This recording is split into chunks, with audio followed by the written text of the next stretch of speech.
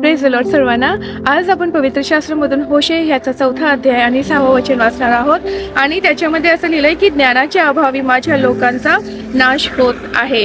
हे परमेश्वराचं वचन आहे. परमेश्वर असं म्हणत आहे की ज्ञानाच्या अभावी माझ्या लोकांचा नाश होत आहे. आणि या वचनामध्ये परमेश्वर जे ज्ञान म्हणत आहे हे संसाराचं ज्ञान नाही, तर स्वर्गातून आलेलं ज्ञान आहे, परमेश्वराचं ज्ञान आहे. होशे ह्याचा 6वा अध्याय आणि 6वं वचन वाचलं तर त्याच्यामध्ये असं लिहिलंय की मी यज्ञाचं नाही तर दयेचा भुकेला आहे.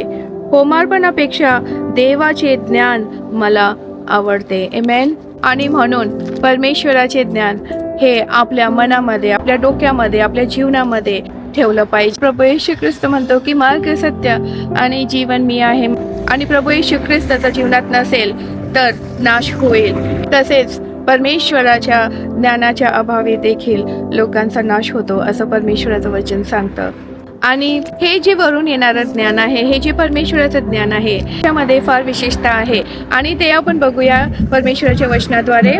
याकोबाचं पत्र ह्याचा 3रा अध्याय 17वं वचन. परमेश्वराचं ज्ञान हे शुद्ध आहे, ह्याच्यामध्ये काही कपट नाहीये, ह्याच्यामध्ये काही अशुद्धता नाहीये. परमेश्वराचं ज्ञान हे सौम्य आहे, शांती देणारं आहे, दयाळू आहे, फळवंत आहे, अपक्षपाती आहे. म्हणजे परमेश्वराच्या ज्ञानामध्ये भेदभाव नाहीये. जर आपण पुढे 1 कोरिंथ्याचा 1ला अध्याय आणि 24वं वचन वाचलं, त्याच्यात असं लिहिलंय, परंतु पाचारण झालेल्या यहुदी व हेलनी अशा दोघांनाही ख्रिस्त हा देवाचे सामर्थ्य व देवाचे ज्ञान आहे. आमेन. तर आपण बघतो की हे जे बोलावले व निवडलेले आहे, ज्यांच्याकडे येशू आहे ना, हे ज्ञान आहे. आमेन. आणि म्हणून आपण परमेश्वराचं वचन, परमेश्वराचं ज्ञान हे आपल्या जीवनात, आपल्या हृदयात ठेवलं पाहिजे. आपण जेव्हा असं म्हणतो की हे ज्ञान वरून येतं, म्हणजे हे प्रभू येशू ख्रिस्त कडून येतं. कारण प्रभू येशू ख्रिस्त स्वतः पवित्र आहे. प्रभू येशू ख्रिस्त कोमल स्वभावाचा आहे, दयाळू आहे, लीन आहे, नम्र आहे. प्रभू येशू ख्रिस्त पक्षपात करत नाही, कपट करत नाही.